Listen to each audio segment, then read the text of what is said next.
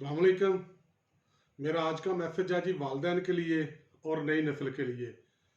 ख़ासकर वो बच्चे जो मोटरसाइकिल चलाते हैं उनसे इल्तमास है वो तेज़ रफ्तारी, वन व्हीलिंग और ओवरलोडिंग से परहेज़ करें, क्योंकि इस तरह हादसा होते हैं। आपको तो जो तकलीफ़ होती है, परेशानी होती है, लेकिन आपके चाहने वालों को, आपके प्यारों को भी बहुत ज़्यादा तकलीफ़ का सामना करना पड़ता है। तो मेरी आपसे ये इल्तमास है ख़ासकर नई नस्ल से कि वो अपनी भी हिफाजत करें, ख़ुद को भी तकलीफ़ से बचाएं और अपने प्यारों को भी। शाद रहें जी। बहुत शुक्रिया।